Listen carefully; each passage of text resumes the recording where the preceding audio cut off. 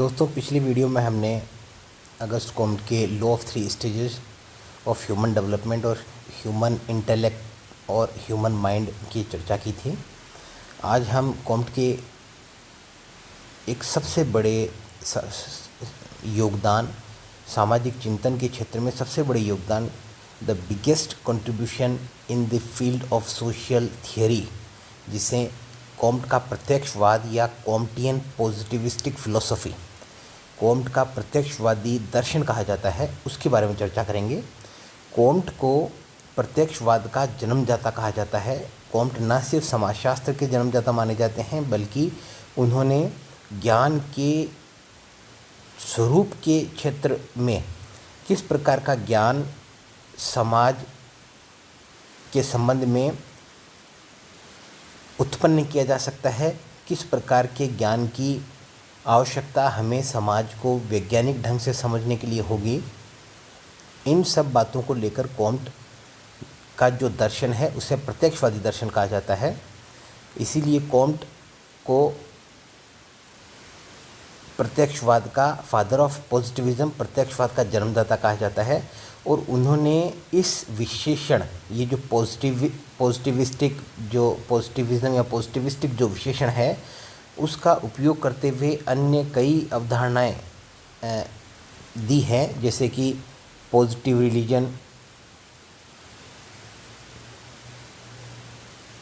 प्रत्यक्षवादी धर्म, positive society, प्रत्यक्षवादी समाज, positive philosophy,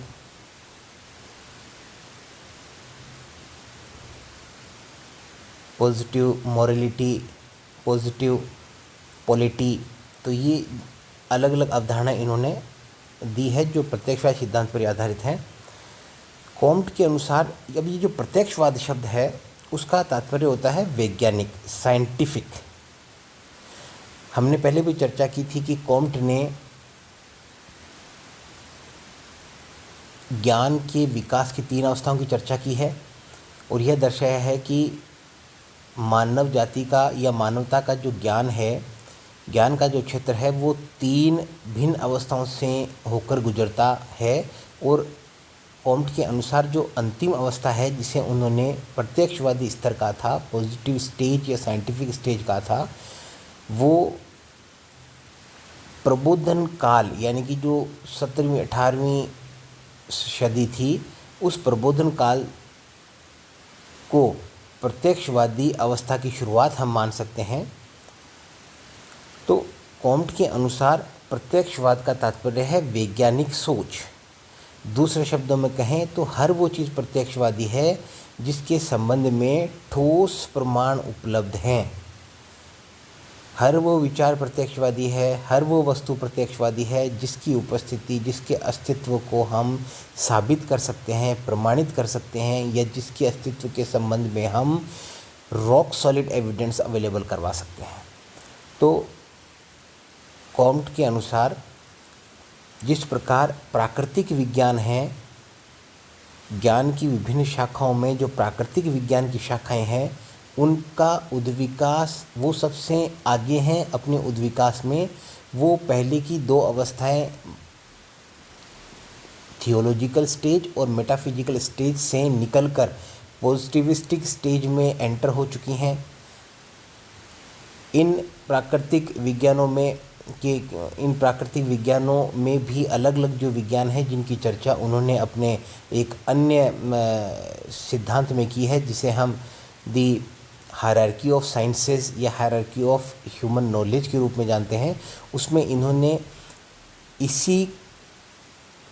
आधार पर विभिन्न ज्ञान की विभिन्न शाखाओं में एक प्रकार की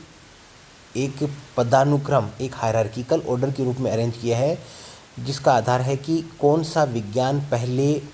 प्रत्यक्षवादी अवस्था को प्राप्त करता है या प्रत्यक्षवादी अवस्था में पहुंचता है। उसी आधार पर ये अलग अलग जो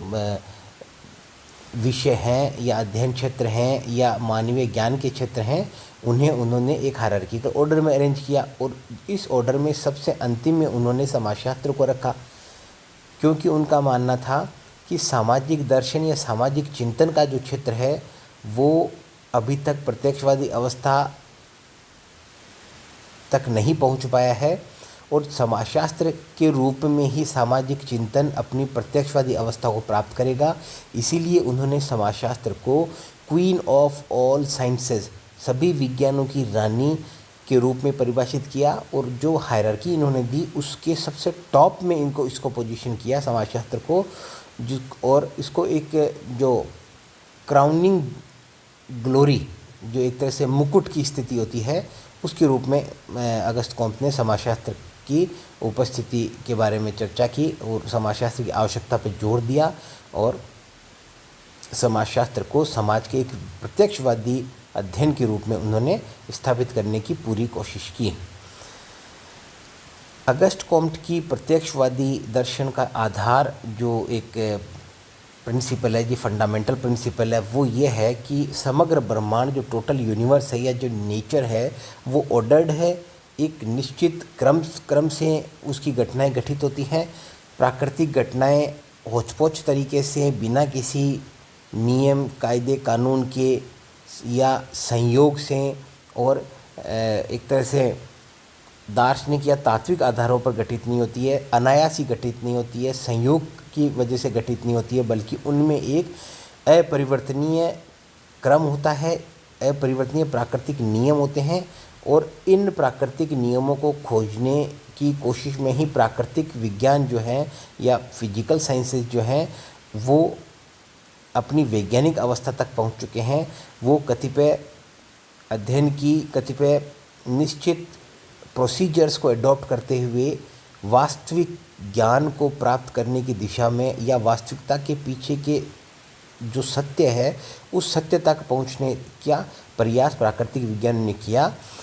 तो इसी प्रकार कॉम्ट समाज के क्षेत्र में समाजशास्त्र के रूप में भी एक प्रत्यक्षवादी विज्ञान, सामाजिक विज्ञान की कल्पना उन्होंने की थी। उसे समाजशास्त्र नाम भी दिया था और उसको जो उद्देश्य या दायित्व अगस्त कॉम्ट ने दिया वो था समाज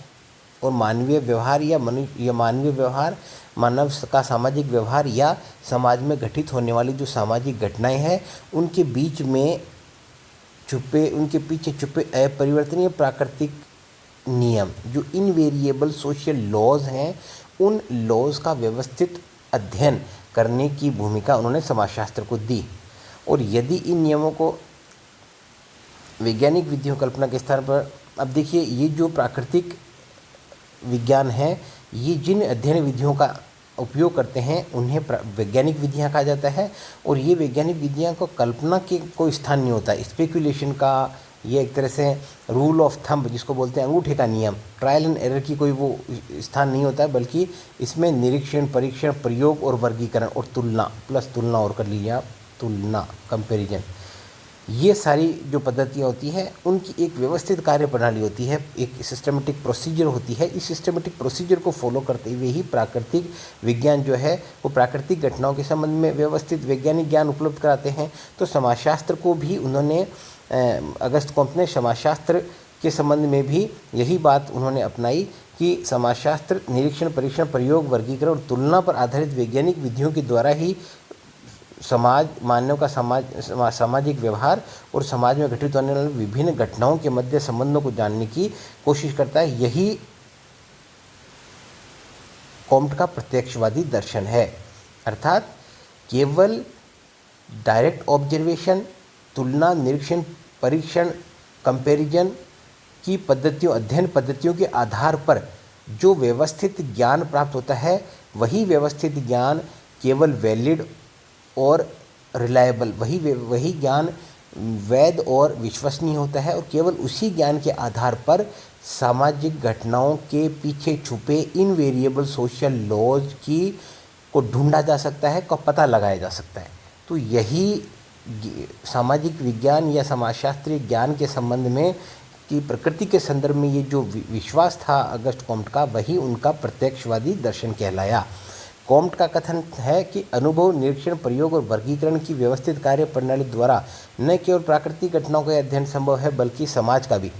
क्योंकि समाज भी प्रकृति का ही एक अंग है। जिस प्रकार प्राकृतिक घटनाएं कुछ निश्चित नियमों पर आधारित होती हैं, उसी प्रकार प्रकृति के अंग के रूप में सामाजिक घटनाएं भी कुछ निश्चित नियमों के अनुसार गठित होती है। जिस प्रकार पृथ्वी में गर्म ऋतु की गति, ऋतु परिवर्तन, चांद सूरज का आवागमन, दिन रात आदि का होना आदि प्राकृतिक घटनाएं आकस्मिक नहीं है, ये आकस्मिक नहीं है बल्कि कुछ निश्चित नियमों द्वारा निर्देशित होती हैं, उसी प्रकार मानवीय सामाजिक घटनाएं भी आकस्मिक नहीं होती हैं, वे भी कुछ सामाजिक नियमों के अंतर्गत ही घटित होती हैं। अतः सामाजिक घटनाएं किस प्रकार घटित होती हैं या उनका क्या क्रम व गति होती है, इन सब का यथार्थ रूप से अध्ययन किया जाना संभव है, वैज्ञानिक अध्ययन किया जाना संभव है। यही प्रत्यक्षवाद का प्रथम आधारभूत सिद्धांत है जिसकी अगस्त कोप्ट ने पुरजोर वकालत की थी, बात की थी। अब हम दूसरी विशेषता की बात करते हैं प्रत्यक्षवाद की, वो है कि धार्मिक और तात्विक विचारों से दूर रखने का प्रयत्न करता है। अगस्त कोप्ट ने प्रत्यक्षवाद को,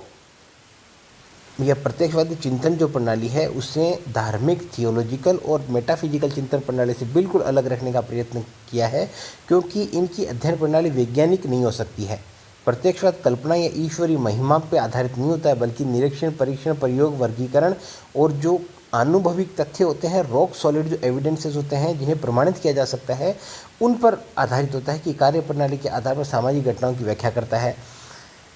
अब ये डॉक्टर बर्गेस हैं, इन्होंने लिखा है, यदि कोई व्यक्ति, अब ये उदाहरण है, इसमें थोड़ा सा लिटरेचर आप देख लीजिए, एकदम सिंपल है, इट्स नॉट समथिंग हार्ड।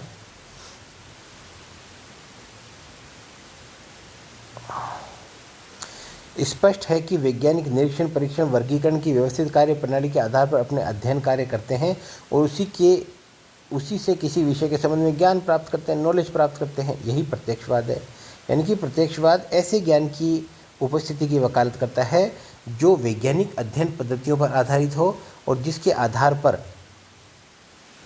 वास्तविक तथ्यों की व्याख्या की जाती है, न कि ऐसे व्यवहार की ऐसी घटनाओं की जिनका प्रत्यक्ष अवलोकन संभव नहीं है, डायरेक्ट ऑब्जर्वेशन नहीं किया जा सकता है। अपने अध्ययन कार्य में प्रत्यक्षवादी अनुभव और प्रयोग को उत्तरोत्तर कार्य में लाते हैं। समाज या सामाजिक घटनाओं की यह गतिशीलता कुछ प्राकृतिक नियमों, न कि किसी प्रकार की इच्छा यानी कि डिवाइन विश या डिवाइन ऑर्डर द्वारा निर्देशित या संचालित नहीं होती है, बल्कि कुछ निश्चित क्रम और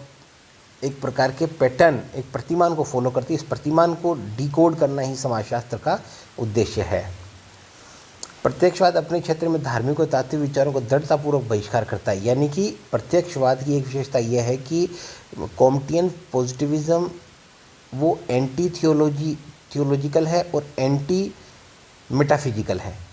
और दिसवर्डली है। दिसवर्डली का मतलब है वो ईश्वरीय दुनिया में विश्वास नहीं करता है, बल्कि अपने चारों ओर की जो दुनिया है, वास्तविक दुनिया है, जिसका अपनी सेंसेस के आधार पर, जिसका एक व्यक्ति अपनी विभिन्न सेंसेस, अपनी विभिन्न इंद्रियों के आधार पर जिसकी उपस्थिति को महसूस कर सकता है, पता लगा सकता है, वही वास्तव में उसकी वास्तविकता है, उसके संबंध में वास्तविक है और उसी को ही जानना एक वैज्ञानिक विषय का क्षेत्र हो सकता है। ऐसा इस कारण कहते हैं वो, क्योंकि इस तरह के विचार के सट्टेबाजी हैं। ये जो मेटाफिजिकल है, ये तात्विक और धार्मिक जो विचार हैं वो सट्टेबाजी, स्पेकुलेशन है। कॉम्ट का विश्वास है कि धार्मिक और तात्विक अटकलपच्चू चिंतन द्वारा, स्पेकुलेटिव चिंतन द्वारा निष्कर्ष सत्य भी हो सकता है और काल्पनिक भी। अर्थात ऐसे निष्कर्षों के सत्य व काल्पनिक का संयोग है, केवल एक चांस है, एक्सीडेंटली होता है, सर्टेनिटी के साथ कुछ भी नहीं होता है, अनुमान की बात है और उनके सत्य असत्य का निर्णय अगर संभव नहीं हो तो कठिन अवश्य ही है। प्रत्यक्षवादी प्रणाली, चिंतन प्रणाली के आधार पर किए हुए जो अध्ययन और उसके द्वारा प्राप्त जो निष्कर्ष हैं, रिजल्ट्स हैं, फाइंडिंग्स हैं, वो वैज्ञानिक होते हैं, साइंटिफिक होती हैं और विश्वसनीय और वैलिड भी होते हैं, वैध भी होते हैं। ये तीन शब्द होते हैं, वैध, वैलिड, विश्वसनीय, रिलायबल और साइंटिफिक और वैज्ञानिक। कॉम्ट का कथन है कि यही कारण है कि धार्मिक और तात्विक विचारधारा को वैज्ञानिक लोग अधिक महत्व नहीं देते हैं। इसके साथ कॉम्ट का दृढ़ विश्वास था कि यदि हम सामाजिक अध्ययन यानी कि सामाजिक चिंतन को वैज्ञानिक स्तर या प्रत्यक्षवादी स्तर पर लाना चाहते हैं तो हमें इस सामाजिक अध्ययन के क्षेत्र में भी तात्विक व धार्मिक विचारधारा का निकाल देना ही उचित होगा।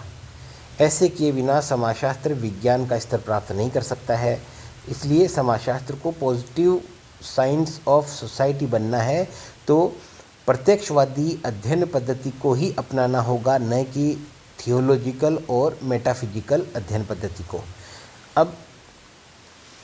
ये जो अध्ययन पद्धति होती है ये पॉजिटिविस्टिक, इस अध्ययन पद्धति ये डिसिप्लिन्ड होती है, चरणबद्ध होती है, स्टेप बाय स्टेप होती है। इसकी कुछ निश्चित प्रक्रिया होती है जो कुछ एक के बाद दूसरे चरण इसमें अपनाए जाते हैं। तो ये चरण कॉम्ट के अनुसार कौन से थे? कॉम्ट का मानना था कि सबसे पहला जो चरण है वह अध्ययन विषय को चुनाव, उसके बाद अवलोकन या निरीक्षण द्वारा उस विषय से संबंधित प्रत्यक्ष होने वाले समस्त तथ्यों, यानी कि जो ऑब्जर्वेबल, आइडेंटिफिएबल और जो रियलिस्टिक फैक्ट्स हैं जिनको पता किया जा सकता है सेंसस के आधार पर, जिनकी उपस्थिति को पता किया जा सकता है, उन तथ्यों को एकत्रित करना और उसके बाद इन तथ्यों का विश्लेषण करना और विश्लेषण करने के बाद कुछ सामान्यीकरण करके सामान्य सिद्धांतों या सामान्य विशेषताओं के आधार पर इनका वर्गीकरण, इनका डेटा प्रोसेसिंग करना और डेटा प्रोसेसिंग के बाद में डेटा एनालिसिस करके सामान्यीकरण करके कुछ सामान्य निष्कर्षों तक पहुंचने की प्रक्रिया। इस विषय से संबंधित कोई निष्कर्ष निकालते हैं। इस प्रकार निरीक्षण, परीक्षण और वर्गीकरण प्रत्यक्षवाद की नींव है। तो आज जिसे हम रिसर्च, साइंटिफिक, वैज्ञानिक, साइंटिफिक, सोशल रिसर्च प्रोसेस बोलते हैं, उसके भी यही चरण होते हैं। इनकी चर्चा हमने, अच्छा आप इसके बारे में फर्स्ट ईयर, सेकेंड ईयर में पढ़ चुके हैं रिसर्च मेथोडोलॉजी वाले चैप्टर में, कि जो रिसर्च साइकिल होता है, आपका अनुसंधान चक्र जो होता है, उसके विभिन्न जो चरण हैं वो चरण भी यही है। सबसे पहले समस्या का चुनाव करना, फिर उस समस्या के संबंध में आनुभविक तथ्यों को एकत्रित करना, ये जो तथ्य एकत्रित हुए हैं उनको प्रोसेस करना, टेबुलेशन करना, उनका प्रेजेंटेशन करना, कंपैरिजन करना, क्लासिफिकेशन करना और फिर इन तथ्यों का, इन अनुभविक तथ्यों का विश्लेषण करना और उस विश्लेषण के आधार पर कुछ सामान्यीकृत निर्णय तक पहुंचने की जो संपूर्ण प्रक्रिया है, वही कॉम्ट की पॉजिटिविस्टिक मेथोडोलॉजी या पॉजिटिविस्टिक अध्ययन पद्धति की विशेषताएं थी, विभिन्न चरण थे। अब है कि कॉम्ट का विश्वास था कि पॉजिटिव साइंस जो है, ये पॉजिटिव नॉलेज जो है, उसका संबंध कतई ऐसी घटनाओं से या तथ्यों से नहीं है जिनका अवलोकन नहीं किया जा सकता, जिनको पहचाना नहीं जा सकता है, जिनका प्रत्यक्ष अवलोकन नहीं किया जा सकता है, या जिनका अस्तित्व वास्तव में होता नहीं है, बल्कि जो केवल विचारों में ही हमारे अस्तित्व में है, जो अप्रत्यक्ष हैं, जो अमूर्त हैं, अदृश्य हैं। जिन घटनाओं और तथ्यों को हम प्रत्यक्ष रूप से देख या निरीक्षण कर सकते हैं, प्रत्यक्षवाद का क्षेत्र केवल वहीं तक सीमित है। अब चूंकि ईश्वर को किसी ने नहीं देखा है, ईश्वरी इच्छा को किसी ने नहीं देखा है, तो ईश्वर और ईश्वर से संबंधित विभिन्न प्रकार के प्रश्नों को एक प्रत्यक्षवादी विचारक जो है वो उनके संबंध में किसी भी प्रकार की अपनी ऊर्जा को व्यर्थ नहीं करता है, अपने समय को व्यर्थ नहीं करता है, और इस प्रकार के अमूर्त जो प्रश्न है उस प्रकार के प्रश्न नहीं उठाता है और उनका हल ढूंढने की कोशिश नहीं करता है।